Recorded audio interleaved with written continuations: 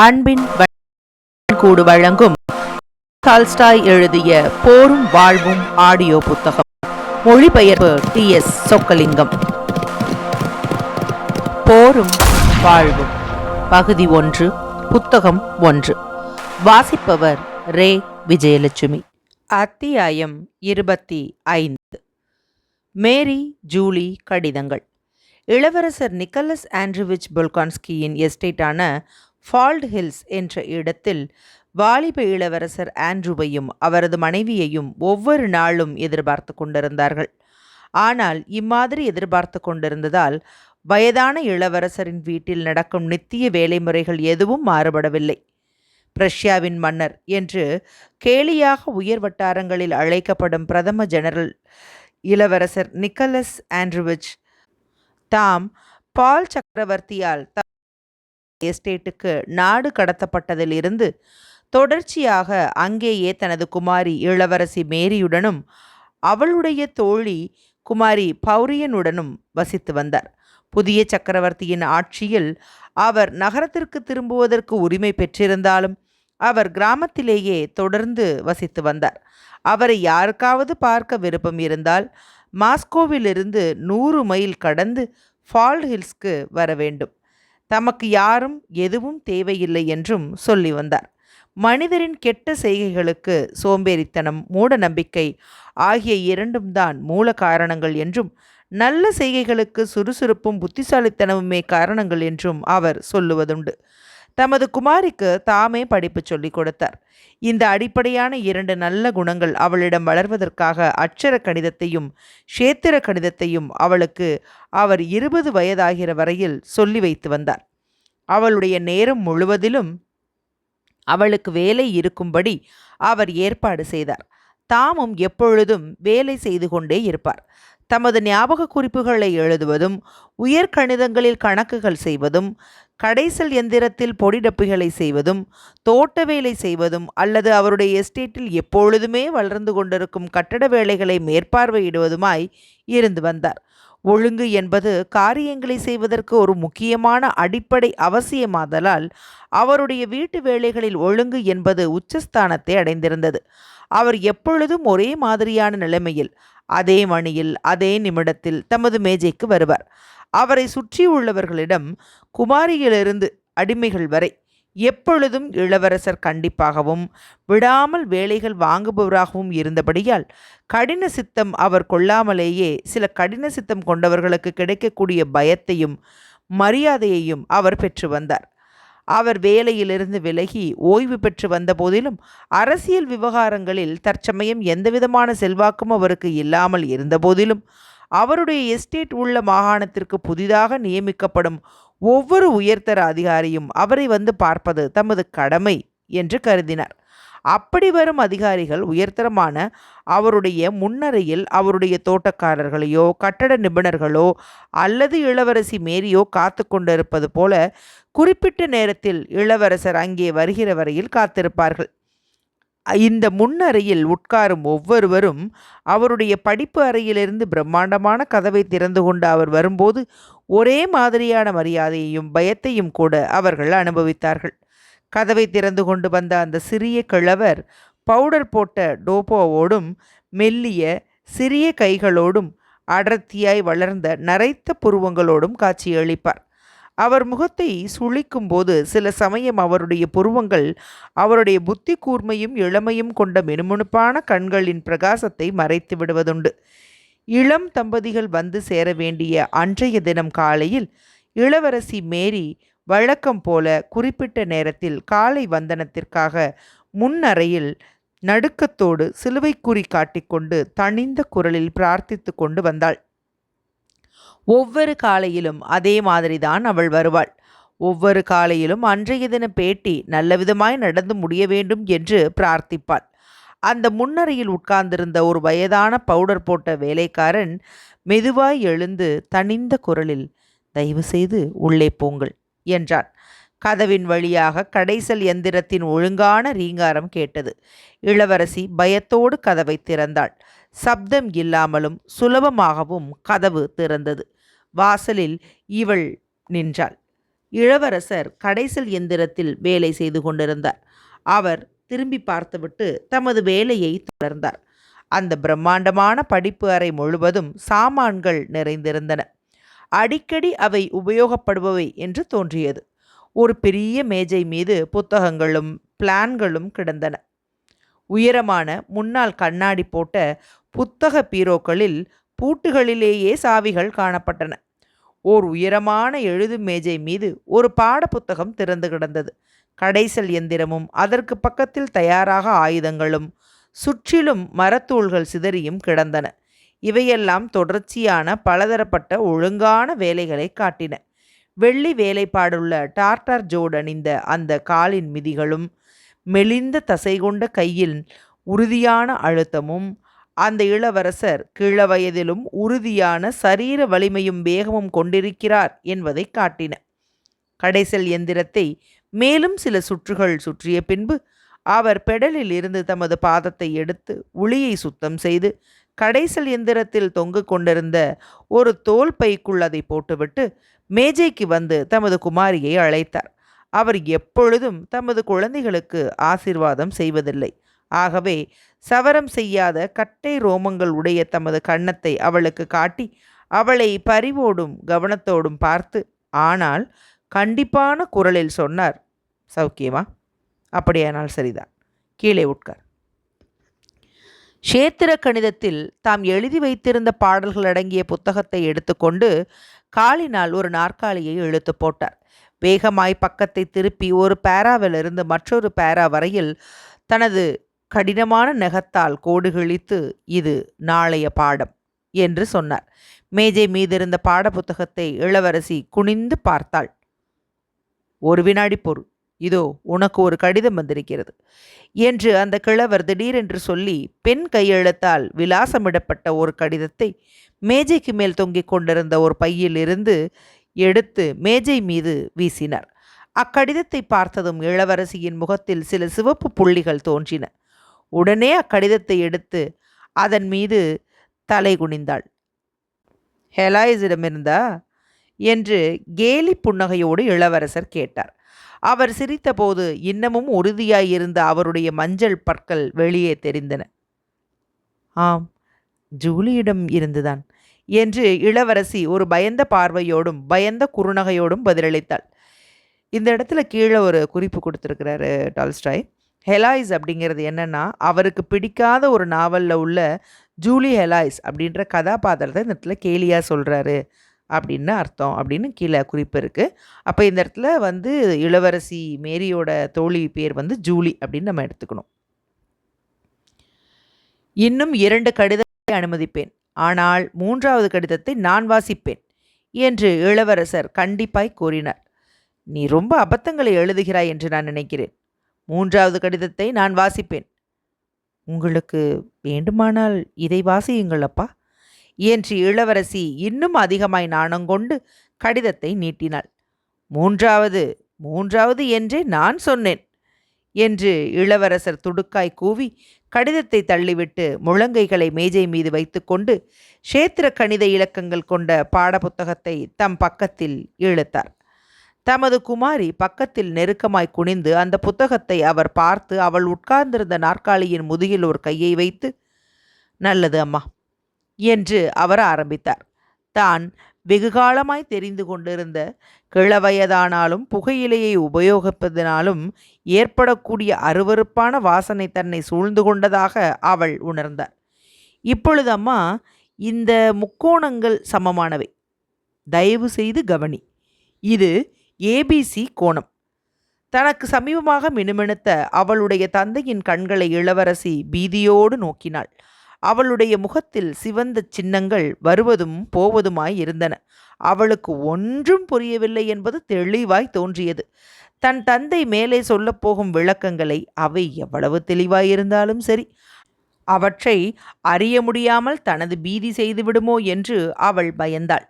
அது வாத்தியாரின் குற்றமாயிருந்தாலும் சரி, அல்லது மாணவியின் குற்றமாயிருந்தாலும் சரி, இதே மாதிரி காரியம் தினமும் நடந்து கொண்டிருந்தது. இளவரசியின் கண்கள் இருண்டன. அவள் எதையும் பார்க்கவோ கேட்கவோ முடியவில்லை.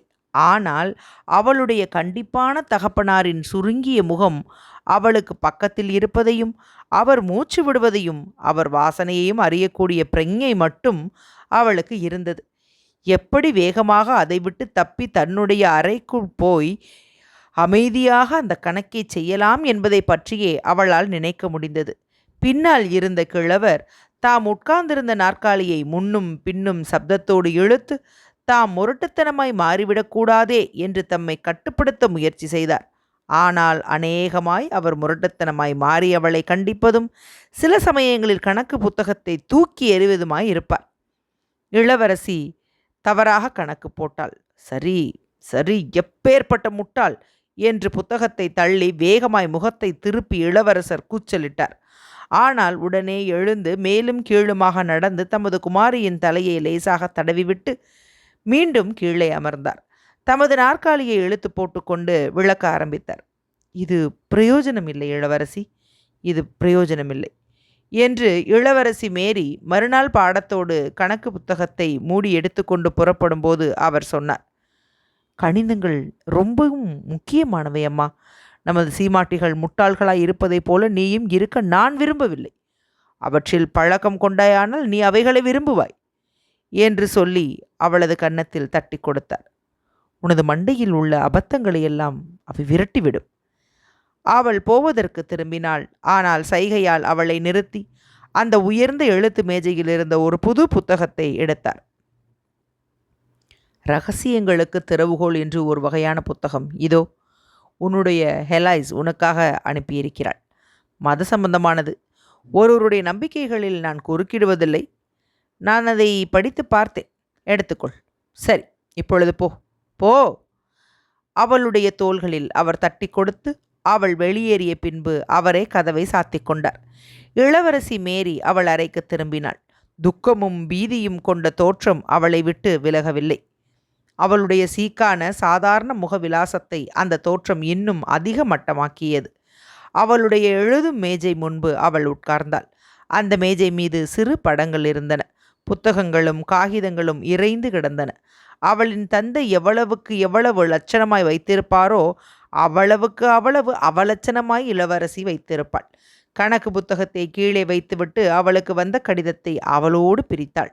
அந்த கடிதம் குழந்தை பருவத்திலிருந்தே அவளுடைய மிகுந்த அத்தியந்த தோழியாய் இருந்து வருபவளிடமிருந்து வந்தது. அவள்தான் ரெஸ்டோ வீட்டில் நடந்த பெயர் தின விருந்தில் காணப்பட்ட அதே ஜூலி குராக்கின் ஆகும். ஜூலி பிரெஞ்சு மொழியில் எழுதியிருந்தாள். அன்பும் அருமையுமான தோழியே, பிரிவு என்பது எவ்வளவு பயங்கரமாய் எவ்வளவு பீதியுள்ளதாய் இருக்கிறது. என்னுடைய வாழ்வில் பாதியும் என்னுடைய மகிழ்ச்சியில் பாதியும் உன்னோடு கலந்து நிற்கிறதென்று நான் எனக்குள்ளே சொல்லி கொண்டிருந்த போதிலும் நமது இருதயங்கள் அவிழ்க்க முடியாத தலைகளால் பிணைக்கப்பட்டிருப்பதால் நமக்கிடையில் உள்ள தூரம் நம்மை பிரித்து வைத்திருந்த போதிலும் என்னுடைய இருதயம் இந்த விதியின் செய்கைக்கு விரோதமாக புரட்சி செய்கிறது. என்னை சுற்றிலும் இன்பங்களும் வேடிக்கைகளும் இருந்த போதிலும் நாம் பிரிந்தது முதல் எனது இருதயத்தில் இருந்து வரும் ஒரு குறிப்பிட்ட அந்தரங்கமான துக்கத்தை மட்டும் என்னால் வெல்ல முடியவில்லை. உன்னுடைய பெரிய படிப்பு அறையில் அந்த நீல வர்ண சோஃபாவில், அந்த அந்தரங்க சோஃபாவில் சென்ற வேணிற்காலத்தில் கூடியிருந்ததைப் போல ஏன் இருக்கக்கூடாது? 3 மாதங்களுக்கு முன்னால் உன்னுடைய பார்வையிலிருந்து நான் பெற்ற புதிய தார்மீக பலத்தை இப்போது ஏன் நான் பெறக்கூடாது? மிகுந்த அமைதியும் சாந்தமும் ஊடுருவி பார்க்கும் தன்மையும் கொண்ட அந்த பார்வையில் எப்பொழுதுமே எனக்கு மிகுந்த பிரியமுண்டு. இதை எழுதும்போது கூட என் முன்னால் அதை பார்ப்பது போல எனக்கு தோன்றுகிறது. இவ்வளவு தூரம் வாசித்த பின்பு இளவரசி மேரி பெருமூச்சு விட்டு தனது வலப்பக்கம் நின்ற நிலை கண்ணாடியில் உற்று பார்த்தாள். ஒரு பலவீனமான ஒயிலற்ற உருவத்தையும் மெலிந்த முகத்தையும் அது பிரதிபலித்தது. எப்பொழுதுமே சோகமாயுள்ள அவளது கண்கள் கண்ணாடியில் உள்ள அவளுடைய பிரதிபிம்பத்தில் குறிப்பான மோசமான தன்மையோடு காட்டின. அவள் என்னை முகஸ்துதி செய்கிறாள் என்று இளவரசி நினைத்து அதை விட்டு திரும்ப வாசிக்க ஆரம்பித்தாள். ஆனால் ஜூலி அவளுடைய தோழியை முகஸ்துதி செய்யவில்லை. இளவரசியின் கண்கள் பெரியவைகளாக, ஆழ்ந்த சிந்தனை உள்ளவைகளாய், பிரகாசம் உள்ளவைகளாய், சில சமயங்களில் அன்பான ஒளியை அவை வீசுவது போல தோன்றும். ரொம்ப அழகானவைகளாய் இருந்தன. அழகான முகத்திற்குள்ள கவர்ச்சியை விட அதிகமான கவர்ச்சியை அவளுடைய சாதாரண முகத்திற்கு அநேகமாய் அந்த கண்கள் கொடுப்பதுண்டு. ஆனால் அவளுடைய கண்களின் அந்த அழகிய தோற்றத்தை, தன்னை பற்றி அவள் நினைக்காமல் இருக்கும்போது அவை காட்டும் தோற்றத்தை அவள் ஒருபொழுதும் பார்த்ததில்லை. ஒவ்வொருவருக்கும் உள்ள வழக்கப்படி அவள் கண்ணாடியை பார்த்ததும் அவளுடைய முகம் ஒரு பலவந்தமான, இயற்கைக்கு விரோதமான தோற்றத்தை மேற்கொண்டு விடுகிறது. அவள் மேலும் வாசிக்க ஆரம்பித்தாள். மாஸ்கோ பூராவும் யுத்தத்தை தவிர வேறு எதையும் பேசுவதில்லை. எனது சகோதரர்களில் ஒருவர் ஏற்கனவே வெளிநாடு போய்விட்டார். மற்றொருவர் காப்பாளர் படையில் இருக்கிறார். அந்த படை எல்லைப்புறத்திற்கு புறப்பட்டு போகிறது. நமது அருமை சக்கரவர்த்தி பீட்டர்ஸ்பர்க்கை விட்டு புறப்பட்டு விட்டார். அவர் தமது விலைமதிப்பற்ற சமூகத்தை யுத்த களத்தில் காட்டப்போவதாக நினைக்கப்படுகிறது. நமக்கு எல்லாம் வல்ல அந்த கடவுள் கருணை கூர்ந்து கொடுத்திருக்கிற சக்கரவர்த்தியான அந்த தேவதை ஐரோப்பாவில் சமாதானத்தை நாசமாக்கி வரும் அந்த கார்சிகன் பூதத்தை முறியெடுக்கும்படி கடவுள் அருள் புரிவாராக. எனது சகோதரர்களைத் தவிர எனது நெஞ்சிற்கு நெருங்கிய தொடர்புள்ள ஒருவரையும் இந்த யுத்தம் என்னிடமிருந்து பிடுங்கிக் கொண்டது. இளைஞரான நிக்கலஸ் ரஸ்டோவை குறிப்பிடுகிறேன். அவருடைய உற்சாகமானது அவர் அமைதியை இருக்க இடங்கொடுக்கவில்லை. அதனால் சர்வ கலாசாலையை விட்டு இராணுவத்தில் சேர்ந்து விட்டார்.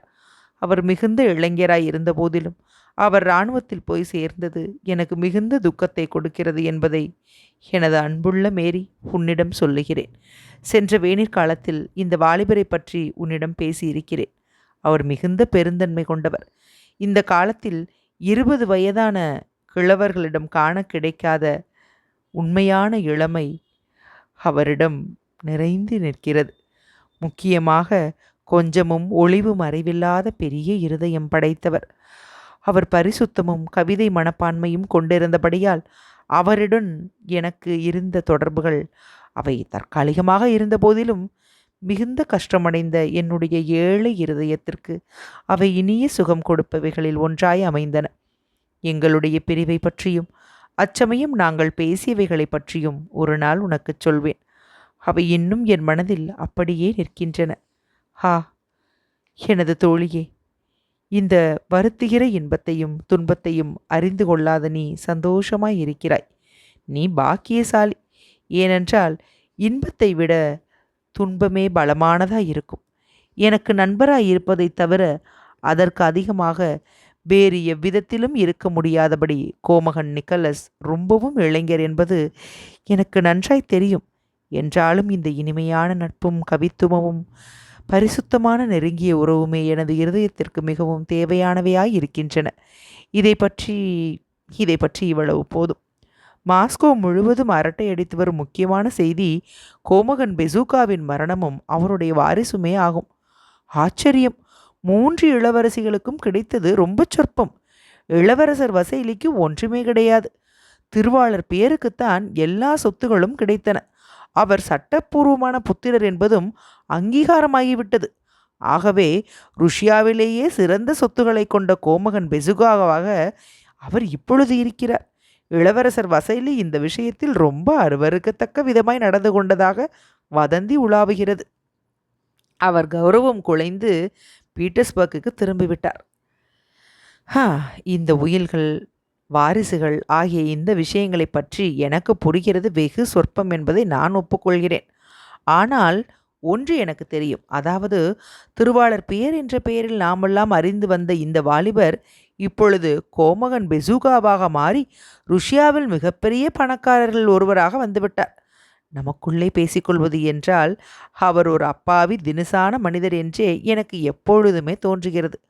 ஆனால் அவர் கோமகனான பின்பு திருமணமான வேண்டிய குமாரிகளின் அம்மாக்களும் அந்த வாலிப சீமாட்டிகளும் அவரிடம் பேசும் தொனியிலும் நடக்கும் நடத்தைகளிலும் மாறுதல் கண்டதை கண்டு எனக்கு வேடிக்கையாய் இருக்கிறது. கடந்த 2 வருஷங்களாக எனக்கு கணவன்மார்களை தேடுவதில் பலர் குஷி கொண்டிருந்தார்கள். அந்த கணவன்மார்களில் பலரை யார் என்று கூட எனக்கு தெரியாது.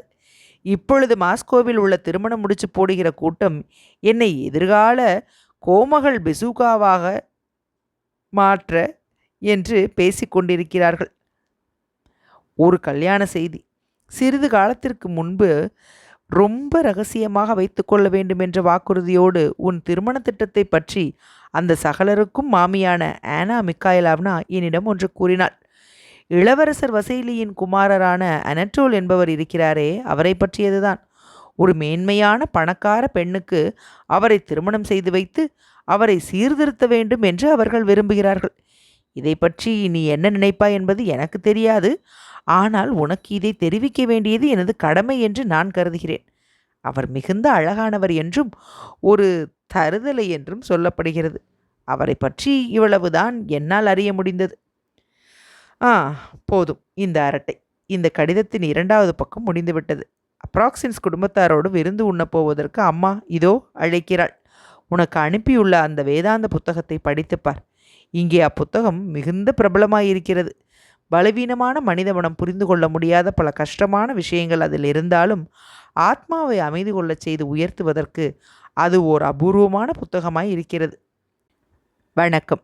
என்னுடைய மரியாதைகளை உன்னுடைய தகப்பனார் திருவாளருக்கும் என்னுடைய வாழ்த்துக்களை குமாரி பௌரியனுக்கும் கொடுப்பாயாக.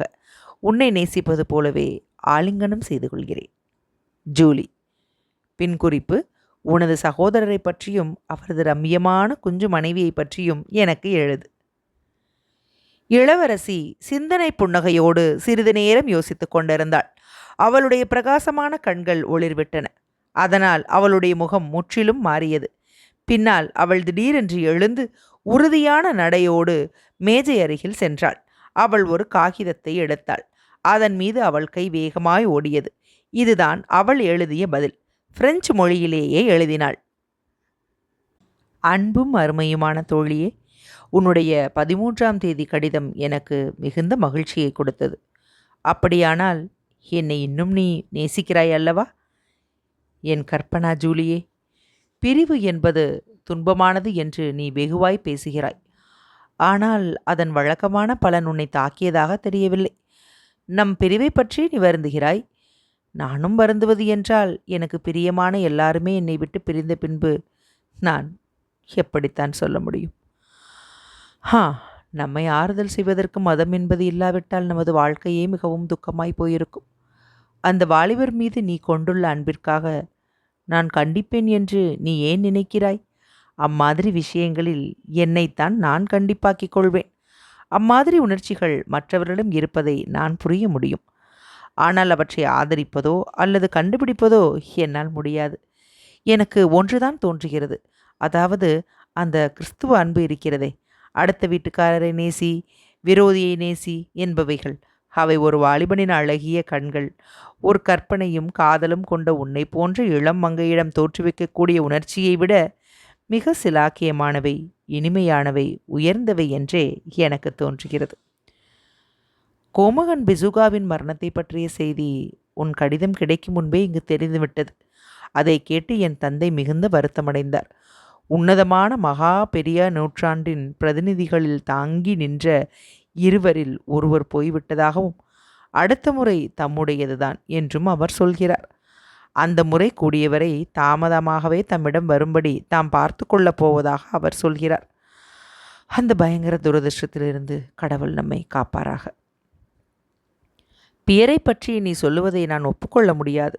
அவரை குழந்தையிலிருந்து எனக்கு தெரியும். அவர் உன்னதமான உள்ளம் கொண்டவர் என்று எப்பொழுதுமே எனக்கு தோன்றுகிறது. மனிதர்களிடம் அந்த குணத்தையே நான் உயர்வாய் மதிக்கிறேன். அவர் வாரிசு விஷயத்தில் இளவரசர் வசைலி நடந்து கொண்டது இருவருக்கும் மிக்க துக்ககரமானது. என் அன்பான தோழியே, நமது தெய்வீக இரட்சகர் சொல்லிய வார்த்தைகள்.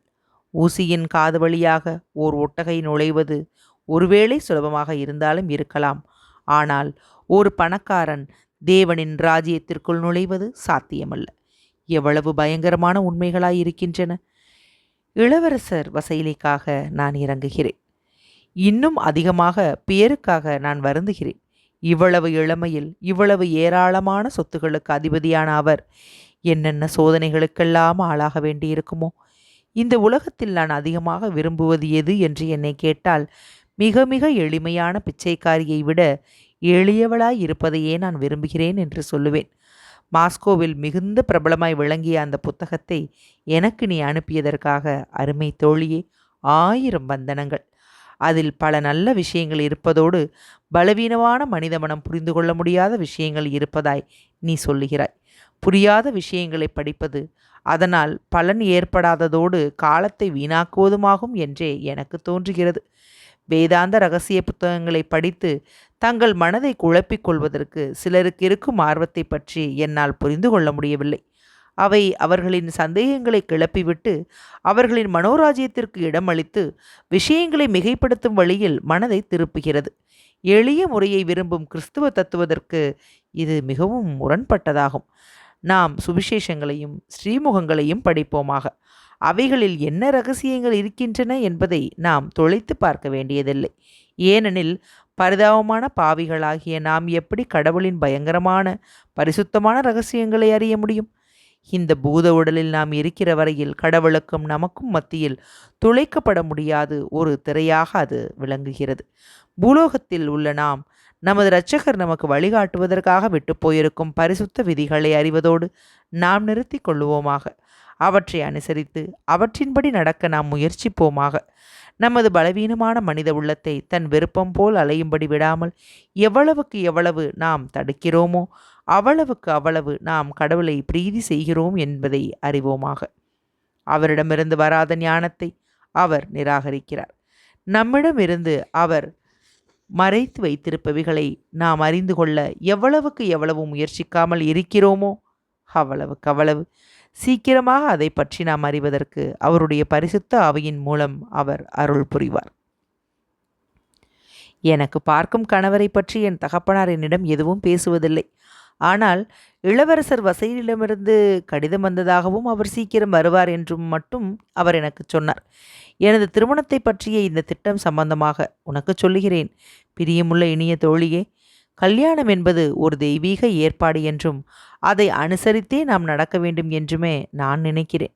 எனக்கு எவ்வளவு துன்பத்தை கொடுப்பதாய் இருந்தாலும் சரி, கடவுள் எப்பொழுதாவது ஒரு மனைவியினுடையவும் தாயாரனுடையவும் கடமைகளை என் மீது சுமத்துவாரானால் அவற்றை விசுவாசத்தோடு நடத்தி வைக்க நான் முயற்சிப்பேன். கடவுள் யாரை எனக்கு கணவராக கொடுத்தாலும் அவரை பற்றிய எனது உணர்ச்சிகள் என்ன என்பதை ஆராய்ந்து நான் மனதை துன்பப்படுத்தி கொள்ளப் போவதில்லை. எனது சகோதரரிடமிருந்து ஒரு கடிதம் வரப்பெற்றேன். அவர் சீக்கிரமாக தமது மனைவியோடு ஃபால் ஹில்ஸ்க்கு வரப்போவதாக சொல்லுகிறார். இந்த மகிழ்ச்சி குறுகியதாகவே இருக்கும். ஏனெனில் இந்த துக்கமான யுத்தத்தில் சேருவதற்காக அவர் எங்களை விட்டு மீண்டும் திரும்பி போவார். இந்த யுத்தத்தில் நாம் எப்படி ஈடுபட்டோம், எதற்காக ஈடுபட்டோம் என்பதை கடவுளே அறிவார். காரியங்களுக்கும் உலகத்திற்கும் கேந்திரமாய் உள்ள நீ இருக்கிற இடத்தில் மட்டுமல்ல, கிராமாந்திரத்தின் விசேஷத்தன்மை என்று பட்டணவாசிகளால் கருதப்படும் இயற்கையின் அமைதியான இடத்திலும் வயல் வேளைகளிலும் கூட யுத்தத்தை பற்றிய வதந்திகள் கேட்கப்படுகின்றன. வருத்தத்தோடு அவை உணரவும் படுகின்றன. என்னுடைய தந்தை இராணுவ பவனிகளை பற்றியும் எதிர் பவனிகளை பற்றியும் தவிர வேறு எதையும் பேசுவதில்லை. அவற்றை பற்றி எனக்கு ஒன்றும் புரிவதில்லை. நேற்று முன்தினமும் கிராமம் வழியாக நான் நடந்து போனபோது மனம் வெடிக்கக்கூடிய ஒரு காட்சியை கண்டேன். நமது மக்களிடமிருந்து இராணுவத்திற்கு சேர்க்கப்பட்ட ஆட்கள் புறப்பட்டு கொண்டிருந்தார்கள். அவர்களுடைய தாயார்கள், மனைவிகள், குழந்தைகளுடைய நிலைமையையும் அவர்களுடைய தேம்பல்களையும் நீ பார்க்க வேண்டுமே. நமது இரட்சகரின் விதிகளை மனித சமூகம் மறந்து விட்டதோ என்று தோன்றும்படியாக இருக்கின்றது. அவர் அன்பை உபதேசித்தார். பிறர் செய்யும் கெடுதல்களை மன்னிக்கச் சொன்னார். ஆனால் மனிதர்கள் ஒருவரை மற்றவர் கொல்லும் திறமைக்குத்தான் உயர்ந்த மதிப்பு கொடுக்கிறார்கள். வணக்கம். அருமையும் அன்புமான தோழியே, நமது தேவ இரட்சகரும் தேவ மாதாவும் உன்னை தங்களுடைய பரிசுத்தமான பராக்கிரமமான பாதுகாப்பில் வைப்பார்களாக. மேரி. நீ ஒரு கடிதம் அனுப்ப வேண்டுமா இளவரசியே? என்னுடையதை நான் ஏற்கனவே அனுப்பிவிட்டேன். பாவம், என்னுடைய தாயாருக்கு நான் எழுதியிருக்கிறேன் என்று புன்னகை கொண்ட குமாரி பௌரியன் வேகமாக தன்னுடைய இனிய மிருதுவான குரலில் சொன்னாள். இளவரசி மேரியின் கடினமான சோகமான உற்சாகமற்ற உலகத்தில் அதற்கு நேர் விரோதமான சுற்றுணர்ச்சியையும் கவலையின்மையையும் சுய திருப்தியையும் உல்லாசத்தையும் கொண்டிருந்தாள். இளவரசியே, உன்னை எச்சரிக்கிறேன் என்று அவள் தனது குரலை தாழ்த்தி கொண்டு தன் குரலை கேட்பதில் திருப்தி அடைந்தவள் போல பேசினாள். மைக்கேல் இவானாவிச்சை இளவரசர் கண்டித்து கொண்டிருக்கிறார். ஜாக்கிரதையாய் இருந்து கொள். ஹா அன்புள்ள தோழியே என்று இளவரசி மேரி ஆரம்பித்தாள். என்னுடைய தந்தை எந்தவிதமான சுபாவத்தில் இருக்கிறார் என்பதை எப்பொழுதும் எனக்கு கூற வேண்டாம் என்று உனக்கு சொல்லியிருக்கிறேன். அவரின் குணங்களை பற்றி ஆராய்ச்சி செய்ய என் மனம் எப்பொழுதும் இடம் கொடுக்காது.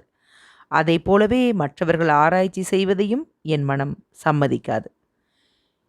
இளவரசி தனது கடிகாரத்தை பார்த்தாள். கிளாவிகார்ட் வாத்தியத்தில் அவள் தனது பயிற்சியை ஆரம்பிப்பதற்கு 5 நிமிடம் தாமதமாகிவிட்டபடியால் கலவரமடைந்த நோக்கோடு உட்காரும் அறைக்கு போனாள். நித்திய திட்டப்படி 12 மணிக்கும் 2 மணிக்கும் இடையில் இளவரசர் சிரம பரிகாரம் செய்து கொள்ள வேண்டும். இளவரசி கிளாவிகார்ட் வாசிக்க வேண்டும். அத்தியாயம் 25 நிறைவடைந்தது.